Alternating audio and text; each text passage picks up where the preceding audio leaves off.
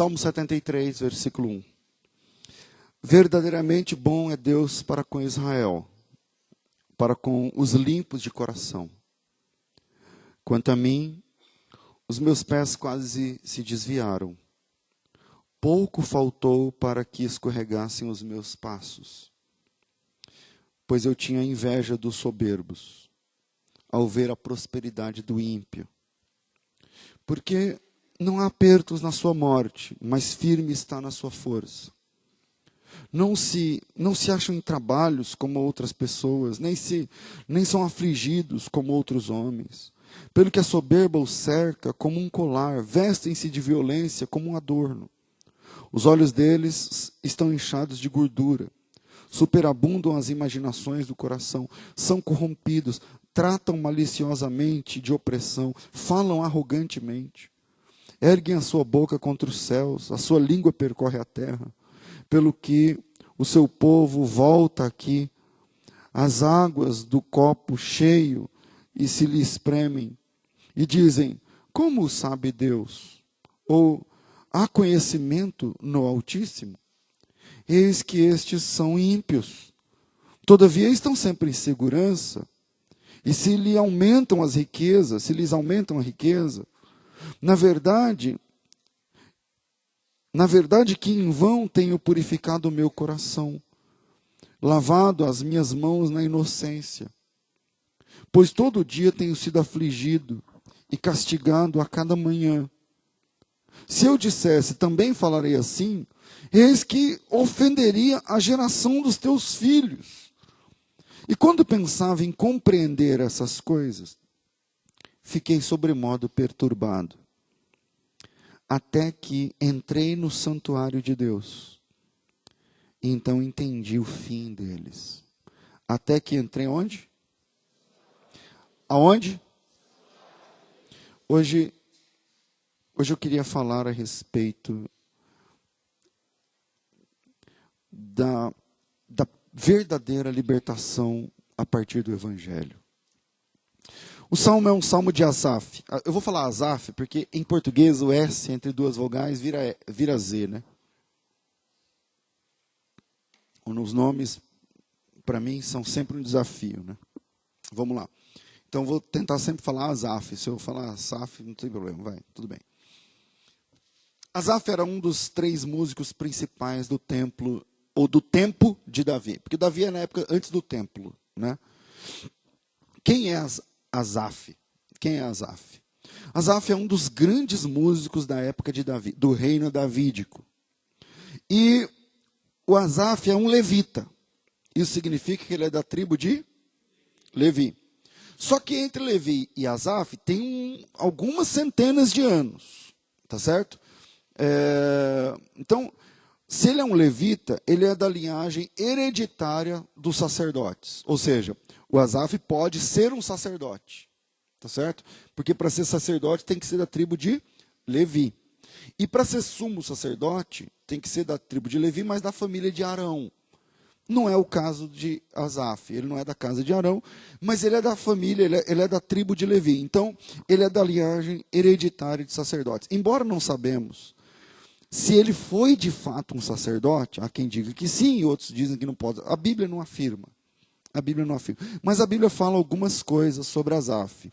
Pelo que chegamos na Bíblia, Asaf era um ancestral de uma longa linhagem de músicos do templo. Depois do Asaf, ele morre, o seu filho é músico no templo, porque aí depois que ele morre já é templo, né? Quem constrói o templo, na época dele é o tabernáculo, mas ainda na época dele, da passagem dele para o seu filho, já vira o templo, que na época do Davi era o tabernáculo, mas o Salomão constrói o templo. Então, quando eu digo longa linhagem dos filhos de Asaf, é longa mesmo. Algumas centenas de anos, os filhos de Asaf ficaram no templo como músicos encarregados do louvor no templo, tá certo? Asaf é mencionado na abertura de alguns salmos, do Salmo 50, por exemplo, um salmo muito bonito, aliás, e do Salmo 73, que nós lemos hoje juntos, até o 83. Sempre vai estar lá o salmo, que eram louvores, né? Às vezes em forma de masquil, que é uma forma didática, eu estou com um problema de tempo aqui hoje, uma forma lúdica, didática de apresentar uma verdade. E quando Davi construiu o tabernáculo, porque o Davi fez o seguinte, quando Davi assumiu, nada era em Jerusalém, tá certo? É o Davi, Jerusalém é a cidade de Davi, até hoje é chamada de cidade de Davi, porque o Davi, o Davi é um excelente estrategista, ele era militar, e ele olhou o mapa do país e falou assim, vamos mudar para o centro, né? E aí a sede do governo, da política e da religião fica então em Jerusalém, ou a gente chama aqui no Brasil de Jerusalém. Então, Davi, ele constrói o tabernáculo em Jerusalém, é o Davi que faz isso, e quando ele constrói o tabernáculo em Jerusalém, um tabernáculo novo, ele traz a arca de Deus para Jerusalém. A arca tinha se perdido na época do seu antecessor Saul, que tem uma outra história que vale muito a pena saber, mas não tem a ver aqui agora, né? E quando Davi traz a arca da aliança e introduz no Santo dos Santos do tabernáculo que ele construiu para Deus em Jerusalém, ele é acompanhado por louvores de 3 homens, Etã, Emã e Asaf.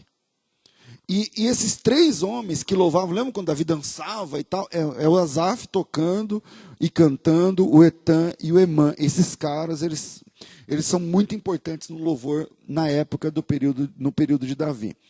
E representantes desses 3, esses 3 homens, Etã, Emã e Asaf, eles são representantes das 3 famílias levíticas. Deixa eu explicar para você que não tem muita familiaridade com o texto. É o seguinte, todo levita é porque é da tribo de Levi. O Levi, ele tem 3 filhos, Gerson, Coate e Merari. Gerson, Coate e Merari. Esses 3 vão gerar os gersonitas, os coatitas e os meraritas. Pastor, mas vai ficar complicado isso aí? Vai, mas eu não vou ter tempo aqui, não é o nosso assunto. Mas se você tiver curioso a respeito disso, por exemplo, todo o serviço era distribuído para os levitas a partir dessas famílias, de Gerson, de Coate e de Merari. Se você quiser saber mais, leia com calma Números, capítulo 3, capítulo 4, capítulo 5. O 6 já é o negócio do voto do Nazireu.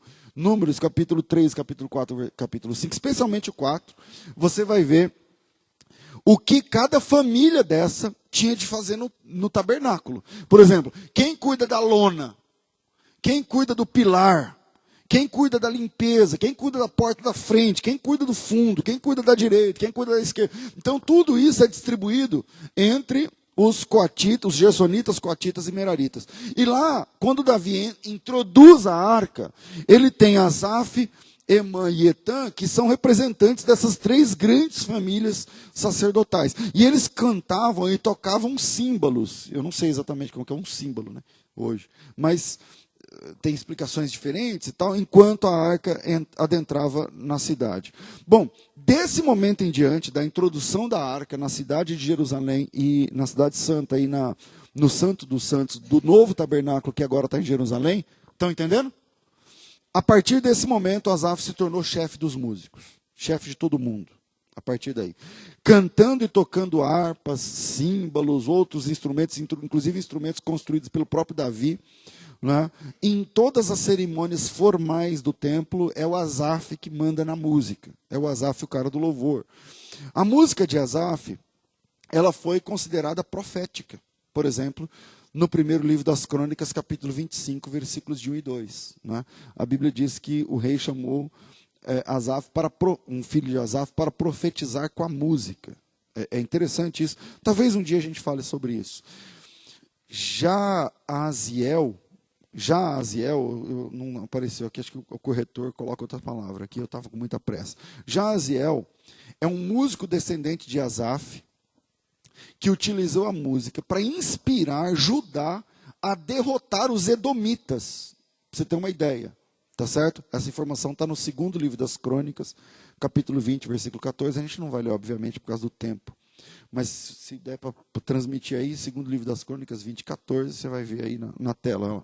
Então veio o Espírito do Senhor no meio da congregação sobre Jaziel, filho de Zacarias, filho de Benaia, filho de Jeiel, filho de Matanias, levita dos filhos de Asaf. Vai próximo. E disse, dá ouvidos, tal, tal, tal. Então, esse cara vai cantar, esse cara vai tocar, e a coisa vai funcionar. Então, eu estou tentando mostrar para vocês que a corporação dos filhos de Asaf foram responsáveis, ou a corporação foi, né, no caso, melhorando aqui a conjugação do português.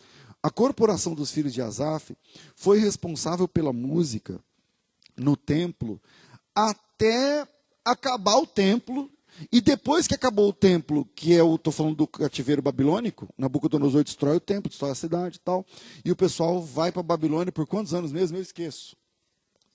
Quantos anos? 70 anos. 70 anos depois, quando o pessoal começa a voltar, os filhos de Asaf ainda comandam o louvor.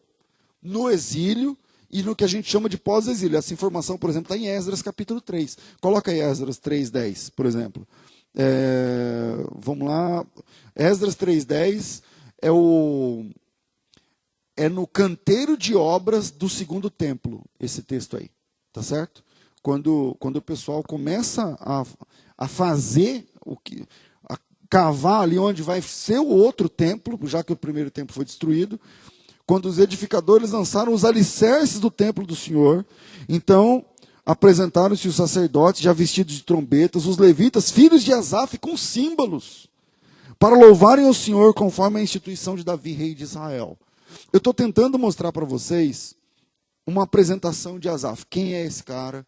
A importância dele no contexto, no cenário, na religião judaica. Tá? Tudo isso para dizer que Asaf não é qualquer um na fé judaica. Ele é um cara muito importante. Os filhos de Asaf tinha pedigree, tá certo? E os que vêm depois dele têm em Asaf seu pedigree. Asaf era reconhecido por Davi. Asaf era reconhecido por Salomão. Os filhos de Asaf são reconhecidamente por todos os reis, os chefes lá do louvor. Asaf era o chefe do louvor no tabernáculo, depois no templo, e os filhos dele levaram avante essa incumbência por alguns séculos. Por alguns séculos. Diante dessa apresentação singela de Asaf, voltemos ao texto. A gente vai usar essas informações que eu estou falando aqui, que ele ficava no templo, tal, na época do Asaf é tabernáculo, depois é templo, e eles ficavam na parte do louvor. Detalhe, o louvor não era igual aqui na igreja, que a pessoa sobe aqui no altar, que eles chamam de altar hoje em dia, que eu já falei para vocês como é que funciona. Aí aqui é o altar, então sobe no altar, e aí fica... Não. Primeiro, aqui não é altar, e segundo, que na época bíblica, a música é do lado de fora. A música é lá fora, para o pessoal estar entrando, tá certo? A música ali não... Se fosse um pátio, tá certo? Para a gente entender. No santuário mesmo não tem música. Santuário tem o culto acontecendo. No Santo dos Santos também não tem música. Tem música porque eles estão ouvindo lá, o pessoal lá fora tocando. Tá certo? Lá fora eles lavam a mão na pia. Tem toda uma situação no templo que vale a pena a gente entender.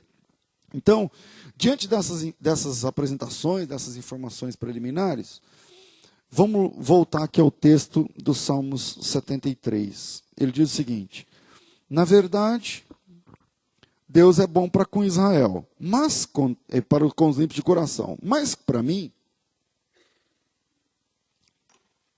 dá para perceber, sem forçar o texto, que o Asaf parece que ele está se excluindo dessa turma, né? Ele está dizendo o seguinte: Deus é bom para Israel, mas no meu caso, você percebeu isso? Na verdade, Deus é bom para com Israel, para com os limpos de coração. Mas a minha experiência não é essa. Então a gente começa entendendo esse texto. Quanto a mim, coloca lá. Verdadeiramente bom é Deus para com Israel, para com os limpos de coração. Aí sim, o 2. Mas, no meu caso, quanto a mim, eu quase desviei. Tá? Eu vou ler aqui, eu vou ler o jeito que está na Bíblia. Na verdade, bom é Deus para com Israel, para com os limpos de coração. Quanto a mim, os meus pés quase se desviaram, faltou pouco para que escorregassem os meus passos, Porque eu tinha inveja.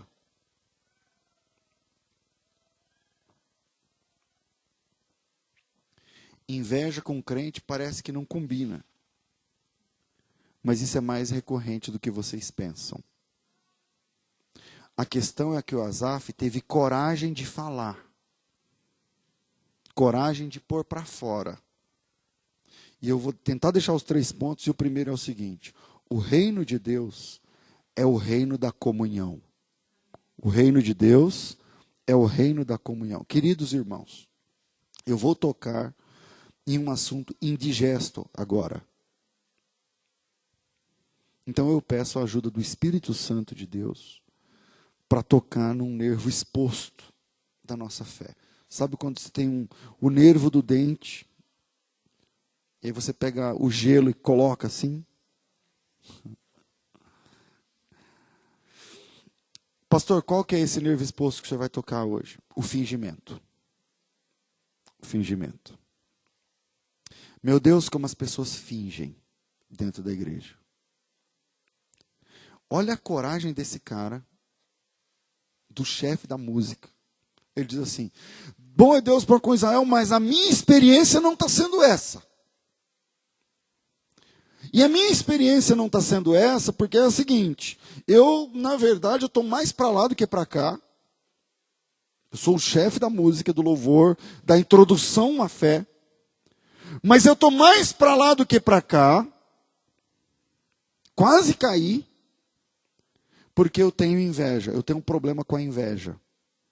Eu tenho inveja do ímpio. Eu vejo o carrão do cara e falo: por que eu estou de bicicleta? Sendo que eu louvo a Deus. Eu sou o cara do louvor. Quando eu toco, até profecia acontece. Eu já li o texto aí para vocês. Quando eu louvo a Deus, as pessoas sentem. Quando eu prego, quando eu falo, quando eu chego, quando eu falo, agora vai. Só que na minha casa, a coisa está diferente. Como as pessoas fingem, as pessoas se convertem e logo assumem a nova vida em Cristo. Maravilha. Mas quando percebem que essa vida em Cristo está aquém da qualidade de vida exigida pelas Escrituras, e até mesmo pela comunidade de cristãos, elas fingem.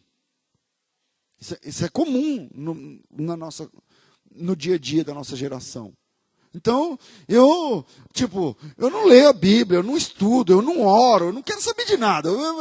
Só que quando eu estou na comunidade, aí eu faço a cara de conteúdo, né? Hoje em dia está difícil mesmo, né? Ninguém quer saber, tal. Só que eu também não quero.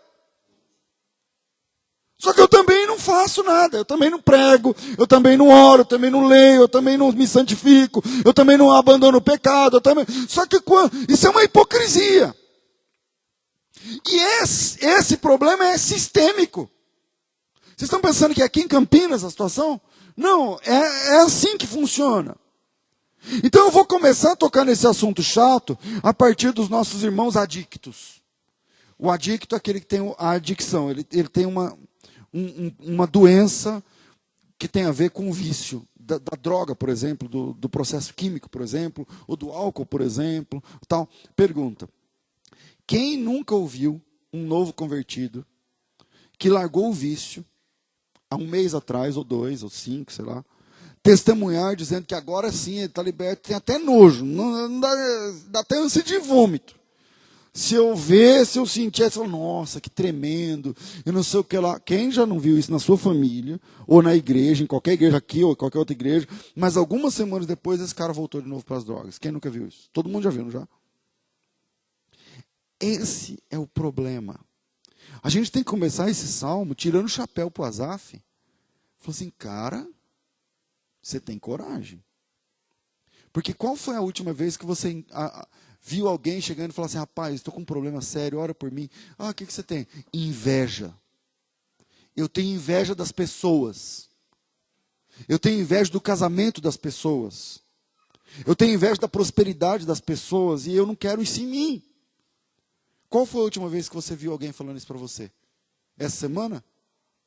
O mês passado? o ano passado. Agora eu pergunto, você acha que crente não tem inveja? Você acha que não existe crente que sofre com inveja? Isso não é só de crente, não. Deus já trabalhou isso lá atrás. No Decálogo, ele diz assim, você não pode cobiçar. Você não pode cobiçar a casa do próximo. A prosperidade do próximo, a fazenda do próximo, o boi do próximo, a mulher do próximo. Então parece que esse sentimento, ele está presente desde tempos antigos. Só que como a gente finge, ninguém vê. Ninguém sabe. E a inveja vai corroendo crente dentro de casa. Na hora de dormir, que fica como se fosse uma pessoa dentro dele. Está vendo? Ó, ele tem, você não tem. Está vendo? Ele consegue, você não consegue. Olha o sapato dele. Olha o relógio dele. Olha a casa dela. Olha a roupa dela. Olha o marido dela. E olha o seu. Olha a mulher dele. Olha a sua agora. Ó. E eu estou rasgando meu coração. Se a gente não vigia, a gente entra nessa daqui. E o pior do que entrar nessa, é entrar nessa e se fechar com essa situação. Falar assim, isso aqui eu não posso contar para ninguém. Porque inveja é uma coisa feia. Inveja é uma coisa feia. Então a pessoa se... E eu estou falando da inveja, mas acontece também com outras adicções. Porque tem o adicto da inveja. Mas também existem outras adicções. Isso também acontece com o irmão que veio para a fé, mas tinha problemas com a fúria, com a ira. Não pode levar uma fechada no trânsito. Não pode ouvir não. Se ele ouvir, não posso, pronto, ele vira o capeta. Irmãos que têm problema com a ira. Outros ou outras que têm problema com masturbação. Ou que tem problemas com a mentira. Jesus, eu tenho que parar de mentir, eu minto muito. Toda hora eu minto em situações que não tem necessidade, é um mentiroso. Só que isso tudo é maculado por uma máscara de fé, por uma máscara de conversão, porque eu dei meu nome, eu fui lá, o pastor me batizou, e agora? O que eu faço? Com a minha mentira, com o meu vício, com a minha ira, com a maledicência, com a cobiça. Não pode ver uma mulher na rua. Não pode ver o bumbum da mulher. Ou do homem, porque vocês acham que também mulher não faz isso? Eu já aconselhei casos assim. Só que como essas coisas são feias, ninguém fica sabendo. Como essas coisas são feias, a gente resolve como? Fingindo. E aí, meu irmão, como é que tá? Ô, pastor, maravilha, hein? Glória a Deus, essa palavra da semana passada, isso daí, olha, agora vai, porque não sei o quê, porque inclusive na minha casa agora, você acredita que uma pessoa veio pedir oração para mim lá na firma, lá no serviço, aí você fica olhando e fala, que benção, meu irmão. E aí você acha que tá tudo bem. Só que esse cara tá morrendo. Só que essa mulher tá morrendo. O Asaf disse o seguinte, gente... Eu sou o principal da igreja. Eu estou contextualizando, obviamente, por causa do tempo. Eu sou o principal da fé judaica.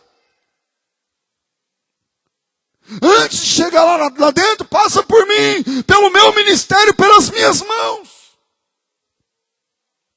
E eu vou dizer uma coisa para vocês, eu estou quase desviando. Eu estou quase desviado.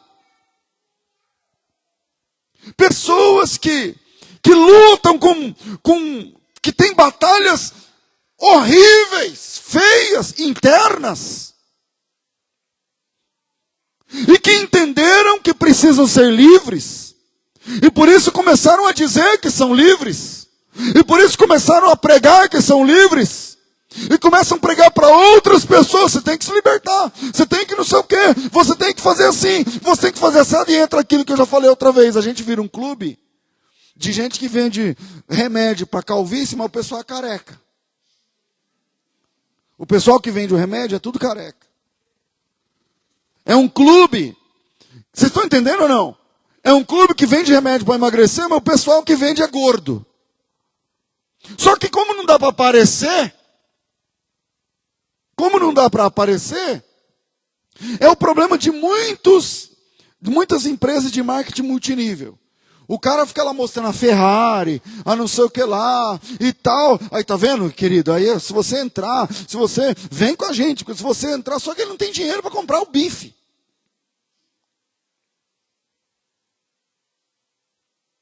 Isso é um problema.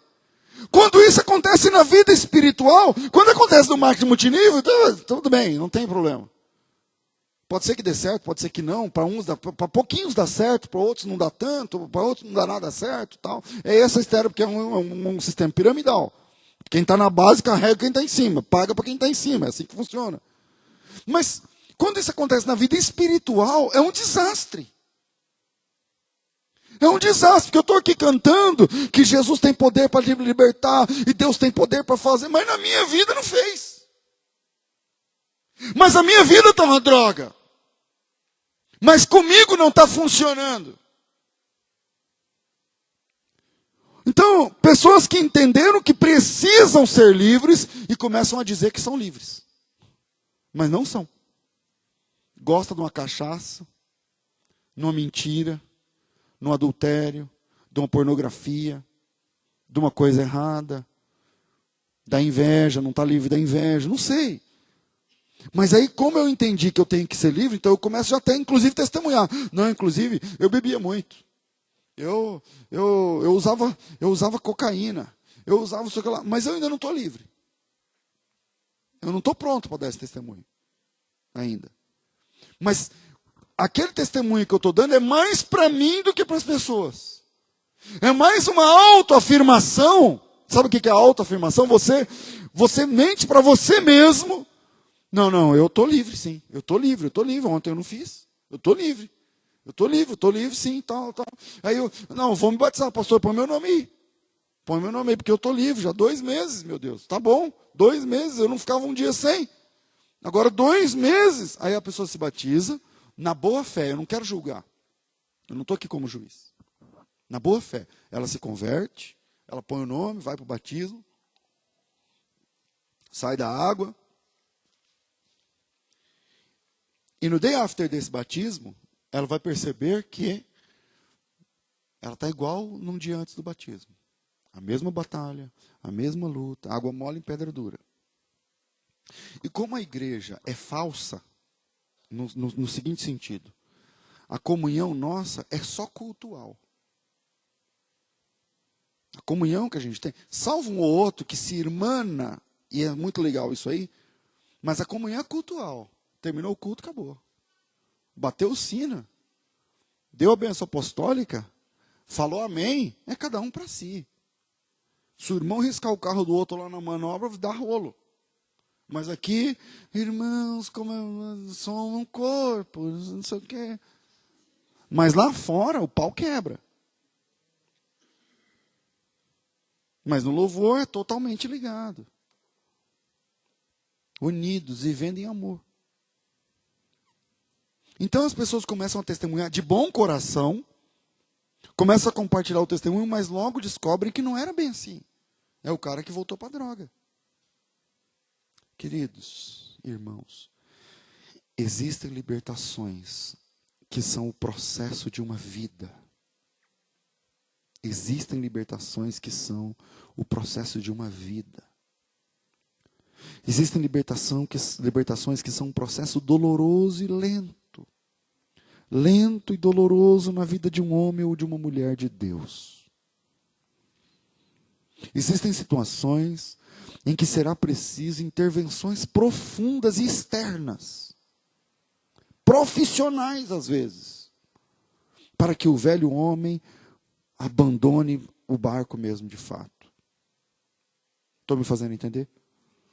É claro que eu creio na mudança em 1 segundo. Eu sou pastor evangélico. Eu prego isso. Deus tem o poder para mudar a sua vida num segundo. E eu já vi isso acontecer várias vezes. Aliás, a minha adicção da bebida foi num segundo. Eu nunca mais bebi. Tem 21 anos. Então é claro que eu creio na mudança em 1 segundo. Mas eu tenho que ser responsável e dizer para vocês que às vezes é um processo lento, didático, doloroso, educativo. E você deve estar pronto para esse processo. Eu não aconselho você a mentir para você mesmo. Tem pastor que aconselha. Pastor evangélico. Não. Fala assim, eu não sou mais gay. Eu não sou mais gay. Eu não sou mais gay e tal.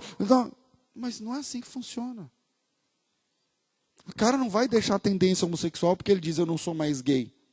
Não, porque há poder nas suas palavras. Não há não. Vai ser bobo. Há poder na palavra de Deus. Há poder na palavra de Deus. Você é um comedor de arroz e feijão. Não há poder nas minhas palavras. Não há poder nas minhas palavras. Então eu não aconselho você a mentir para você mesmo. Não aconselho você a mentir para as pessoas que estão próximas a você, para o teu marido, para a tua mulher, para o teu pai, para o teu filho, para o teu pastor. Sabe por quê?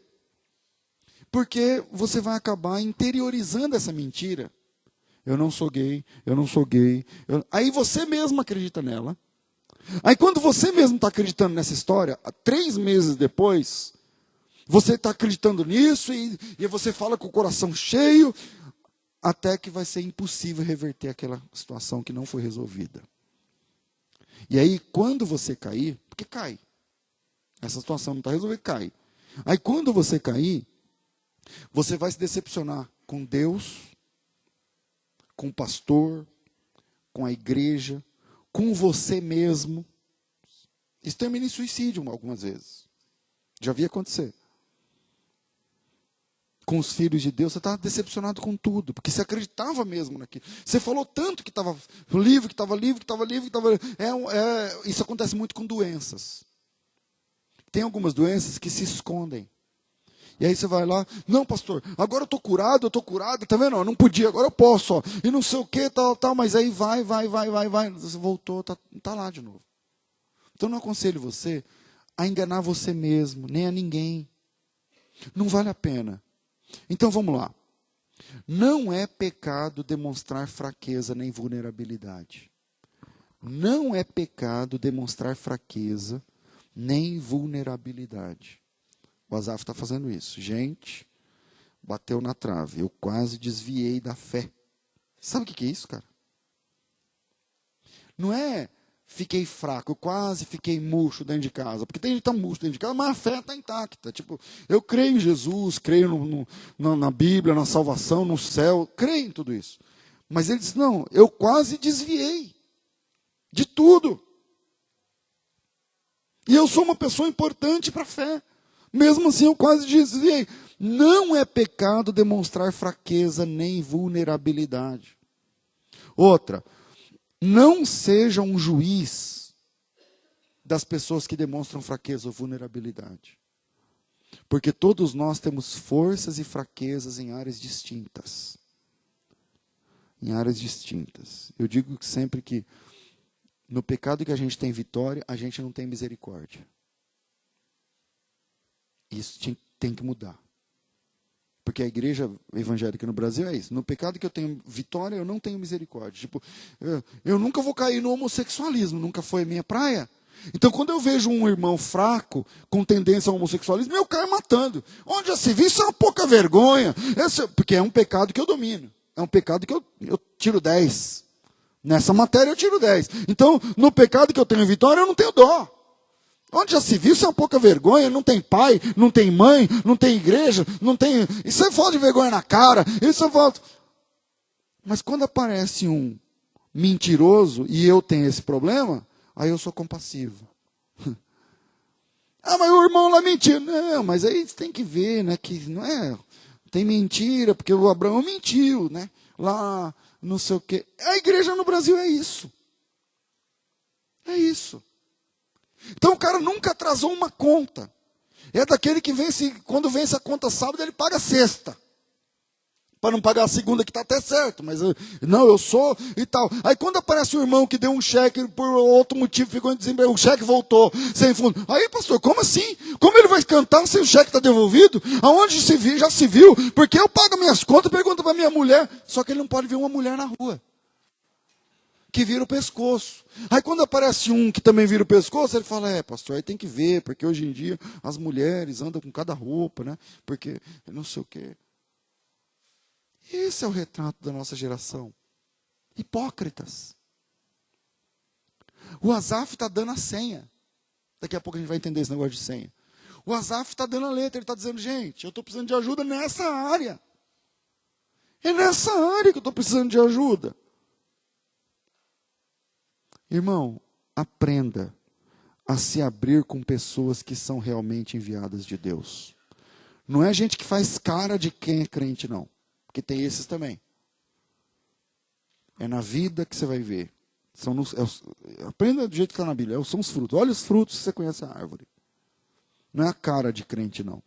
Eu não estou falando para você se abrir com as pessoas mais legais da igreja. Porque nem sempre as mais legais são as mais espirituais. Mas eu estou falando, se abra com pessoas íntimas de Deus. Você está com vergonha de falar comigo, porque eu sou o pastor? Eu já aconselhei casos de gente aqui, mas cada rolo que você não tem noção. Nunca trouxe para o púlpito. Eu aprendi isso com o meu pastor. Eu não vou ficar aqui no púlpito usando esse tempo, esse lugar, para ficar aqui dando recadinho para o Arcanjo, para o Luciano, porque eles me falaram coisa lá atrás. Não vou fazer isso nunca. Pelo amor, eu sou homem. Eu aprendi a Bíblia. Não vou fazer isso. O púlpito não é para isso. O púlpito aqui é para pregar o Evangelho. Para falar da palavra de Deus, a vontade de Deus. Tem muito pastor moleque. Tem muito pastor que é moleque hoje. Que você conta um assunto para ele hoje, amanhã está no púlpito. Amanhã está lá metendo panda para todo mundo. Porque tem gente que não sei o que lá. E é o assunto que tem gente, é o assunto que você falou para ele no gabinete. Você está entendendo? Então, eu não estou falando disso. Se você tem vergonha de falar comigo, não é porque eu vou expor, porque acho que eu tenho essa confiabilidade com vocês, a gente está andando junto há anos. Eu não comecei com vocês essa semana, esse mês. Eu vou conversar com o pastor César, que eu sei que ele é um homem de Deus. Não, mas eu tenho vergonha da visão que ele vai ter de mim. Tudo bem, eu até entendo. Mas procura alguém. Se abra. A dinâmica do reino de Deus é a dinâmica da comunhão. E a comunhão é mais do que dar a mão, levanta a mão para cima e dá glória. Não, a comunhão se operacionaliza nos bastidores, lá atrás. E o que isso tem a ver com Asaf? Meu Deus, isso é uma confissão. Irmãos, eu quase desviei porque eu tinha inveja. Eu sou uma pessoa X na igreja, chave na igreja, e eu estou sofrendo com a inveja. Isso é o Asaf falando. Qual foi a última vez que você viu um irmão confessando que tinha inveja da outra pessoa?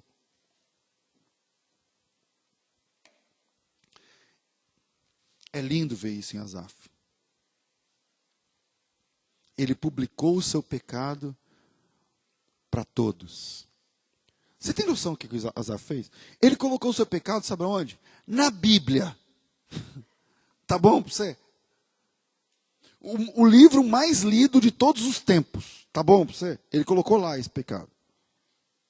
Não é no cochichou com o ocô. Não. Ele colocou esse negócio na Bíblia. Com isso, pessoas de todas as línguas, tribos, povos, nações, de todos os tempos, ficaram sabendo que Asaf tinha problemas com a inveja. Nós, aqui no Brasil, no Ocidente, que ele nem sabe que o Asaf nem sabe de que existe Brasil, nós aqui estamos aqui hoje falando para uma porção de irmãos sobre essa questão. Sabe qual é o nosso problema? Somos ilhas fechadas. A gente morre sozinho dentro de casa. Do nada um irmão para de frequentar o culto. Aí você fala assim, mas estou com saudade do irmão fulano, a irmã fulana. Aí um culto, 2, uma semana, 2. A gente vai aqui lutando, pastores para visitar, correr, porque eu não moro aqui, eu trabalho o dia inteiro e tal. Aí, quando você vai ver, a pessoa está lá murcha por uma situação, outra situação, ou muitas vezes, e a maioria, situações internas que ela não conseguiu vencer, que nunca falou para ninguém, e que nunca teve coragem de se abrir, e que nunca chegou e falou assim, eu fiquei chateado com a situação. Nunca teve coragem de falar assim, eu estou sofrendo com a inveja. Eu estou sofrendo com vício. Eu estou sofrendo com vício, eu não larguei o cigarro. Eu estou sofrendo, não sei. Não importa aqui. Não é um dia para a gente ficar apontando pecados. Mas sabe qual é o nosso problema? Nós somos ilhas fechadas. A filosofia secular, quando você vai no caixa eletrônico, fala, tampa aí, né?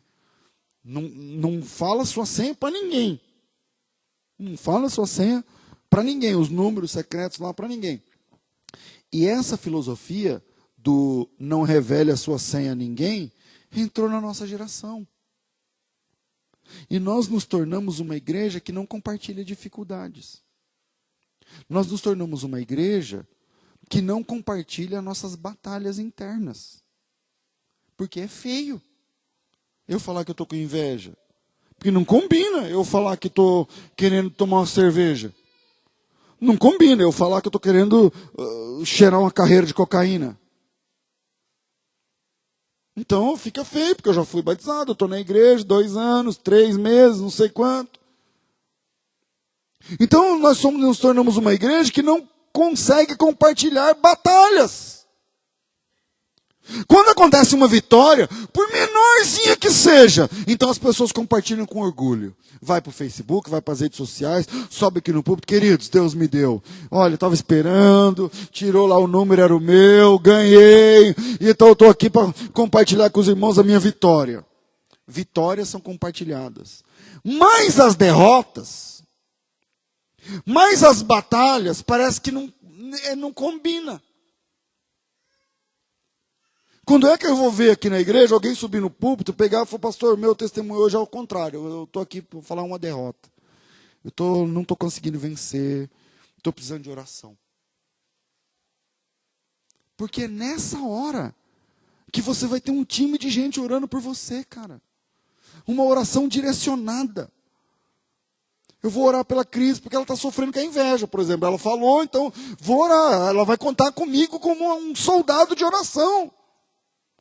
Mas se eu nunca sei disso, ou se eu nunca falo minhas fraquezas, quando acontece uma derrota, uma luta, uma perda, um revés, parece que ninguém pode saber. Parece que ninguém pode saber, porque o que eles vão pensar? Se eu falar que perdi meu carro, não consegui pagar. O que eles vão pensar? Se eu estou desempregado. Aí as pessoas que elas fazem, guardam para elas mesmas. E quando eu tiver uma vitória, ainda vou subir naquele púlpito para falar. Mas derrotas, fica comigo mesmo. Um problema que fica só com você, tem mais probabilidade de ser resolvido? A resposta é não. O reino de Deus é o reino da comunhão. O reino de Deus é o reino da comunhão. Ou então agora, com as redes sociais, a pessoa esbraveja na rede, destilando ódio, né, insatisfação e outros sentimentos ruins, ao invés de se abrir com um homem de Deus, uma mulher de Deus. Eu estou cansado de gente que não sei o que lá da minha vida, que não sei o que lá. Tá bom, beleza, você postou, 15 curtiu e virou o que para você isso aí? Nada. Nada. Essa sim é uma exposição desnecessária. Desnecessária. Ao invés de se abrir com alguém, pedir oração direcionada. Luciano, é o seguinte, cara. Ora por mim que eu estou quase comprando um engradado de cerveja. Eu estou dando um exemplo aqui, crasso, para vocês terem uma ideia. Mas como que é essa situação? Vem cá, conta para mim, cara. Desde quando começou essa história? Olha, eu me converti, mas de vez em quando eu tomo, depois, eu não sei. Ora por mim, porque eu estou querendo comprar, rapaz. Eu estou com o dinheiro aqui, minha vontade é ir lá no boteco.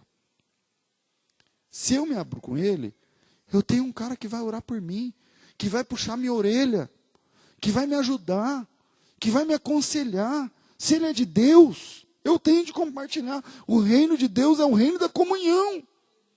É aí que é comunhão. Não é só pega na mão do teu irmão e levanta para cima e manda glória para cima que Deus manda para baixo. Não, nós somos adultos já na fé. A gente tem demais de se abrir com o nosso irmão. Essa cultura do não revela a sua senha a ninguém é mundana. A Bíblia, a cultura bíblica é outra. Compartilhe a sua necessidade com o outro.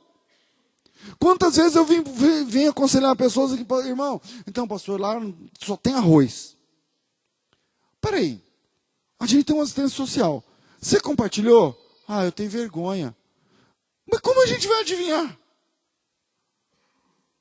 Quantas vezes já aconteceu, a Soninha já trabalhou com assistência social, ainda trabalha, ajuda, hoje o Sivaldinho está na frente, outros irmãos estão envolvidos. Quantas vezes pessoas estão passando fome quase, e a despensa da igreja com mantimento? Quantas vezes? Várias. Várias. A cultura do não revela a sua senha, ninguém entrou na gente. Gente, Jesus Cristo fez isso. Preguei domingo passado. Foi domingo passado que eu preguei sobre a oração de Jesus lá no Getsemane? Preguei sobre isso domingo passado. Mateus 26, 38. Jesus chama seus amigos e diz assim, gente, eu estou cheio de angústia. Você tem noção do que é isso? A minha alma está angustiada até a morte. Pense em alguém pedindo oração sobre achando que vai morrer, e morreu mesmo. 24 horas depois desse pedido de oração, Jesus estava sepultado.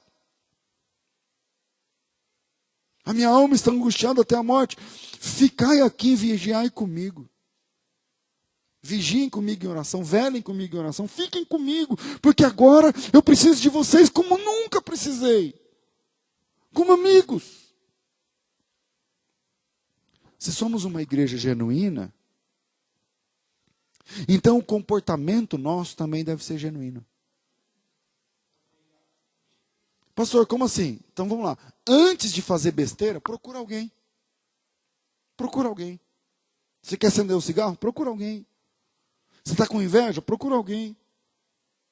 O negócio é pornografia? Procura alguém e fala, rapaz, a situação é essa. Eu tenho certeza absoluta que se você procurar um homem de Deus e mulher de Deus, tem um monte aqui no nosso meio, não precisa ser pastor, não precisa ser eu, não precisa ser presbítero, não necessariamente. Se você procurar um homem ou uma mulher de Deus, que vai investir na tua vida em oração, cobrar tarefas, vai falar assim, não, vem tomar um café comigo então à tarde, você está com tempo livre para pornografia, quanto tempo você vai ficar envolvido? Você envia 2 horas? Fica essas 2 horas comigo, a gente toma um café junto, vamos na padaria, a gente fala das coisas de Deus, vamos distribuir folheto na rua, vamos limpar a igreja, qualquer negócio. Se somos uma igreja genuína, o nosso comportamento tinha de ser genuíno também. Então, antes de fazer besteira, procure alguém. Antes de cair, peça ajuda. Antes de decidir errado, peça oração específica, mencionando os seus pecados pelo nome. Ele disse, eu tinha inveja. Meu problema chama inveja. Você pensa que é bonito?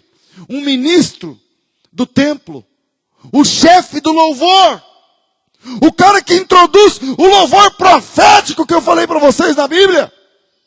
Chegar e dizer, então, meu problema é o seguinte, eu estou sofrendo com inveja, cara.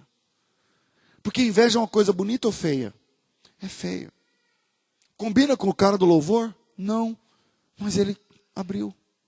Ele abriu isso para o mundo, porque ele colocou na Bíblia. Então, meu querido irmão, agora vai para aquele... Eu estou falando para você procurar ajuda, e agora eu quero falar para quem for procurado. Se você for procurado por alguém depois dessa palavra, é porque a pessoa que te procurou entende que você é um homem ou uma mulher de Deus.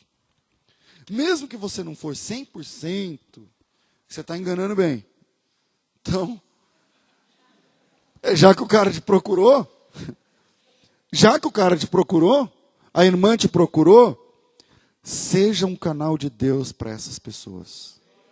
Seja um canal de Deus para essas pessoas. Pastor, mas eu não sei o que eu vou falar. Cara, deixa Deus te usar. Fecha, ora, fala, cara, você está passando por isso? Eu vou ir na sua casa. Já vai orando. Vai orando. Você nem orou no dia? Vai orando, vai orando. Senhor, o que eu falo para essa mulher? Porque eu também tenho meus problemas, eu também. Se você for procurado, seja um canal de Deus. Diga, Senhor, eu me coloco nas tuas mãos. Não fale para ninguém o problema do outro, nem para tua mulher, nem para o teu marido, porque ele achou você um homem de Deus, uma mulher de Deus. Se coloque no lugar de um homem ou de uma mulher de Deus. Amém, irmãos? Esse é o primeiro? Vixe. O reino de Deus é o reino da comunhão. Segundo,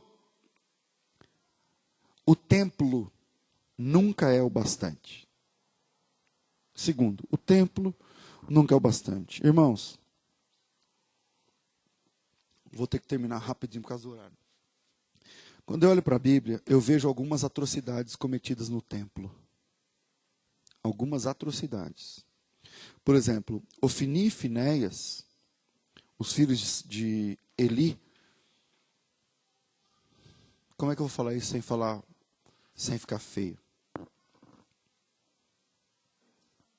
Eles pegavam menininhas e transavam com elas no templo. De tarde, antes dos trabalhos, não sei o que e tal. Isso aconteceu no templo. Nadab e Abiú, os filhos de Levi, não, filhos de Arão. Arão tinha 2 filhos chamados Abiú e Nadab.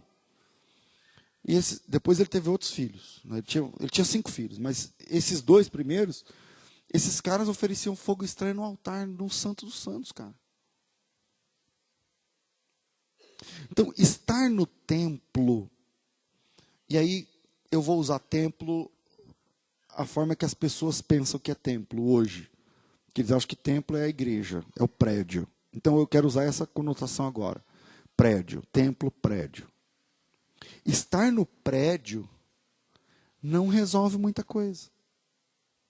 Não resolve muita coisa. Porque tem gente que vem para o prédio, que chamam de templo, para ouvir a palavra, e dorme. Tem gente que está cochilando aqui agora, me ouvindo. Então vem para cá e dorme aqui. É o sono mais gostoso. Tem gente que vem para cá e brinca. Tem gente que vem para cá e namora. Fica os dois grudados e passa a mão em perna, e fica passando a mão, e não sei o que lá. Tem gente que vem para cá e fica na internet. Vocês têm noção do que é isso?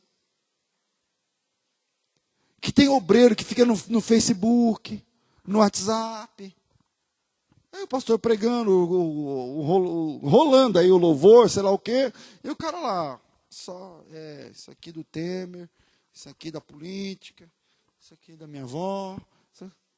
Você fala, meu, o que você veio fazer aqui então? Vai embora, velho. Vai embora, fica na tua casa. Porque lá você dorme, você ronca, você tira a camisa, você põe o Face onde você quer, você posta, compartilha, tudo que você quer. O templo nunca é o bastante. Porque tem gente que vem para o prédio e é irreverente. Mas veja com calma o que fez o Asaf mudar. 73, do 1 até o 16, ele está falando tudo que ele viu e por que ele quase desviou. Eu tive inveja do ímpio, porque os caras não têm aperto na morte, eles são cheios de querer, quando eles falam são arrogantes, tudo para eles dá certo, o cara planta nasce 100.000, tal. E eu estou aqui numa marra danada, louvando a Deus no templo, e a minha vida não está funcionando. Essa é a razão pela qual o Asaf está mais para lá do que para cá. Aí, como o Asaf resolve essa questão? Versículo 17. Até que...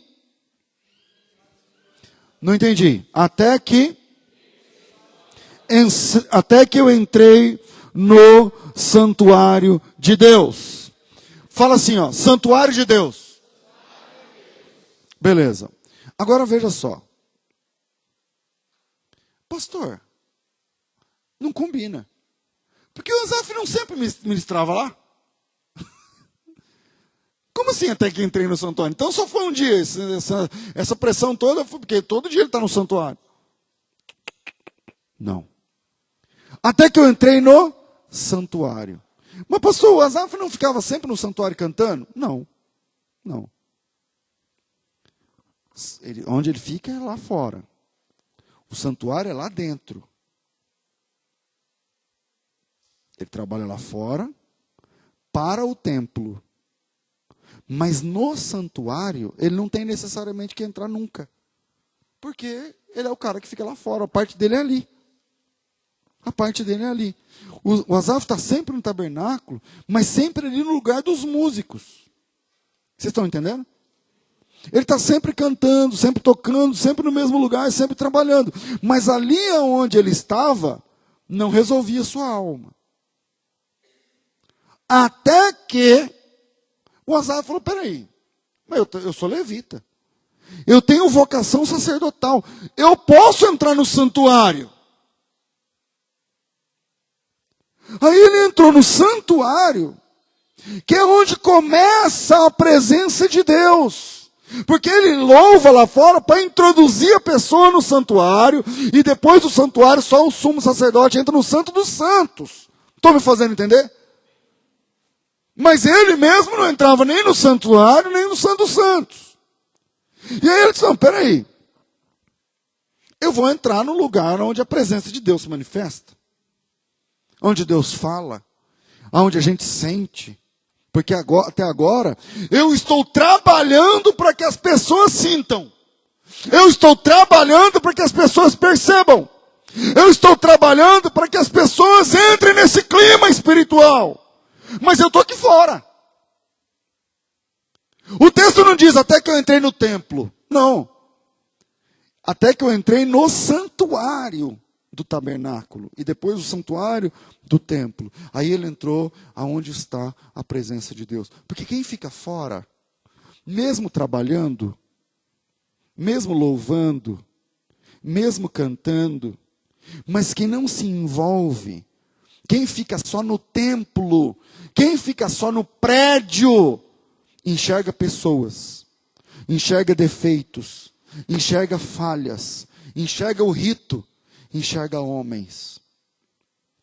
E Asaf viveu assim o tempo todo. Ele enxergava pessoas, ele enxergava o rito, ele enxergava defeitos, ele enxergava falhas, ele enxergava homens o tempo todo. Até que Asaf resolveu ir além.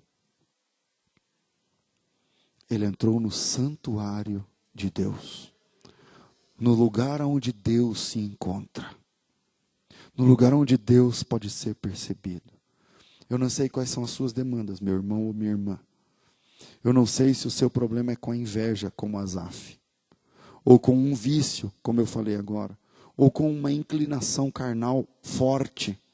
Eu não sei qual é a sua demanda, mas eu te aconselho.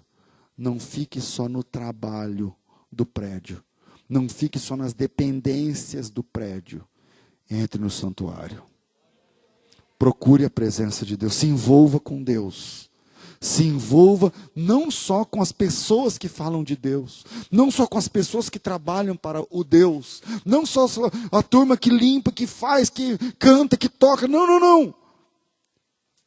Vai além. Entre no santuário.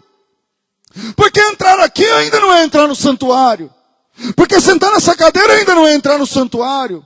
Entrar no santuário, meu querido irmão, é dobrar o joelho, é fechar os olhos e se transportar daqui espiritualmente e sentir a presença de Deus e ouvir a voz de Deus e ter o coração aquecido pelo Espírito Santo e ser cheio do Espírito Santo de Deus. É isso que é entrar no santuário. Aleluia. Então eu tenho um convite, entre no santuário. Saia do lado de fora. Saia dos afazeres. Saia de tudo aquilo que te rodeia. E fala assim, não, hoje eu quero mais. Hoje eu quero mais. Eu quero sentir Deus. Eu quero ouvir Deus. Eu quero falar com Deus e sentir que Ele está me ouvindo. Eu não quero a religião.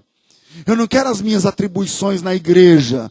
Eu sei que eu preciso fazer isso, porque a igreja depende de mim, eu dependo da igreja. Tudo.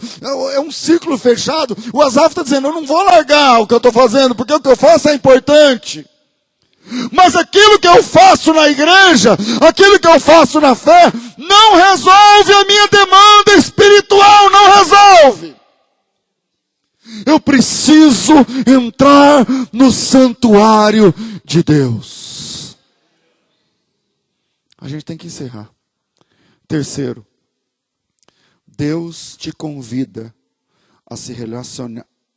Deus te convida a se relacionar com Ele sem véu. Deus te convida a se relacionar com Ele sem véu. Sabe a diferença do santuário para o Santo dos Santos? É um véu denso, grosso. A gente fala véu, parece que é um véuzinho assim, né?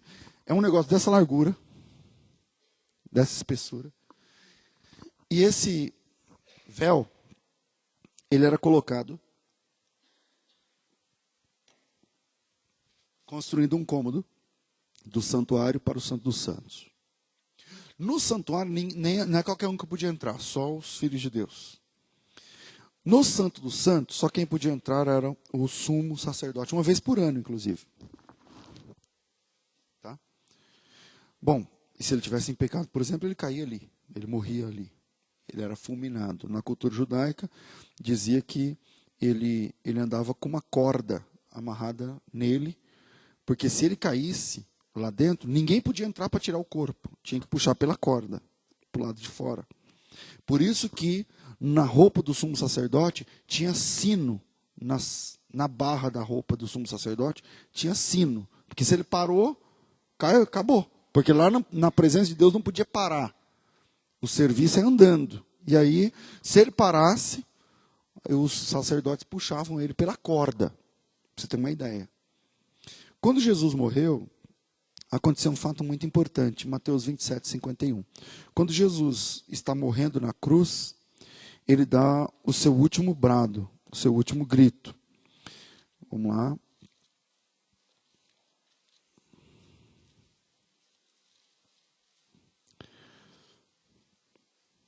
Eu vou ler os 50 só para efeito de contexto. Jesus, clamando outra vez com grande voz, entregou o Espírito. E eis que o véu do templo se rasgou em dois, de alto a baixo. Tremeu a terra, fenderam-se as pedras, abriram-se os sepulcros, e muitos corpos de santos que dormiam foram ressuscitados. Isso aconteceu no momento da morte de Cristo. O véu faz a diferença do santuário para o Santo dos Santos, ou do lugar santo para o Santo dos Santos, ou o lugar santíssimo também, que tem Santo dos Santos, ou o lugar santíssimo. No lugar santíssimo está a presença de Deus, representada numa arca de ouro. Ela é de madeira, mas ela é revestida de ouro. E, bom, a gente está sem tempo para terminar, mas Deus está no Santo dos Santos. O Pai se representa ali no Santo dos Santos. Quando Jesus morreu, ele desconfigurou o templo, a morte de Cristo. Porque o véu do templo, dessa largura, se rasgou. A palavra grega ali é se rasgar. E é interessante que ele começa a rasgar de cima para baixo. E não de baixo para cima, porque é bem alto. É um pé direito assim. Então, como é que vai rasgar de lá de cima até embaixo? Bom, quem está rasgando o véu é Deus. Quando Jesus Cristo, o Filho de Deus, morre na cruz, o Pai pega aquele véu que faz a diferença, que distancia, que limita as pessoas ao acesso a Ele, e Ele rasga aquele véu do alto a baixo, e nessa ação Ele está dizendo, chega, a partir de agora, todo mundo pode. A partir de agora, o acesso a mim está livre. A partir de agora, não precisa ser da família A, da família B, da família C, não precisa dar uma oferta A, oferta B, oferta C. A partir de agora não precisa ter, não tem idade, não tem tempo, não tem lugar. A partir de agora o acesso a mim está livre. Então, meu irmão, acorde. Então a gente está sem tempo, desperte. Deus é acessível agora. Deus é acessível a você hoje. Deus é acessível para a sua história, para a sua demanda, para as suas lutas, para as suas batalhas. Deus é acessível. A nossa religião é a religião sem véu. A nossa religião, o véu é rasgado. Na nossa fé, o acesso é livre. Deus é acessível. Hebreus capítulo 6, o versículo é o 19, 20, por ali, mas vamos lá. Hebreus capítulo 6, pode ser do versículo 13, eu acho, por ali, para dar um efeito do contexto. Hebreus 6, 13, diz assim: porque quando Deus fez a promessa a Abraão, como não tinha outro maior do que ele, por quem jurasse, jurou por si mesmo, dizendo: certamente abençoando te abençoarei, multiplicando te multiplicarei. E assim, esperando com paciência, Abraão alcançou a promessa. Porque os homens certamente juram por alguém superior a eles, e o juramento para a confirmação é para eles o fim de toda contenda.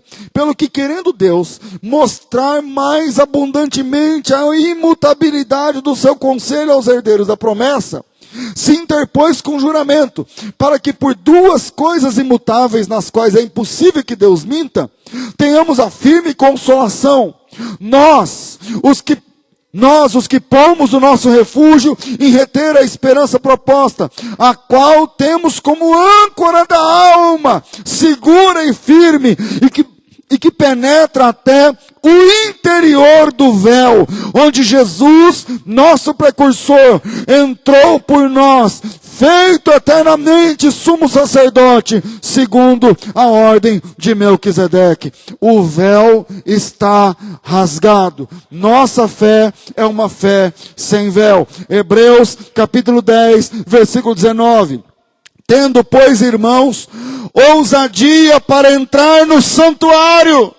Tendo, pois, irmãos, ousadia para entrar no santuário, pelo sangue de Jesus, pelo novo e vivo caminho que Ele nos consagrou pelo véu, isso é, pela sua carne. E tendo um grande sacerdote sobre a casa de Deus, cheguemos com verdadeiro coração e inteira certeza de fé, coração purificado da má consciência, o corpo lavado com água limpa, retenhamos firmes a confissão da nossa esperança, porque fiel foi o que nos fez a promessa. Deus te convida a um relacionamento sem véu. Quer ser livre? Entre no santuário. Vá até o Santo dos Santos. Não se acomode porque você trabalha numa igreja. Não se acomode porque você é importante fazendo A ou B na fé. O Asaf fazia. E ele disse: enquanto eu só fazia, não funcionava. Mas um dia, eu entrei no santuário de Deus. E quando eu entrei no santuário de Deus, eu que estava quase desviado, eu que estava mais para lá do que para cá, eu que os meus pés quase se afastaram, eu entendi. Quando eu entrei no santuário de Deus, eu entendi como termina a vida do ímpio. Que Deus te abençoe com essa palavra em nome de Jesus.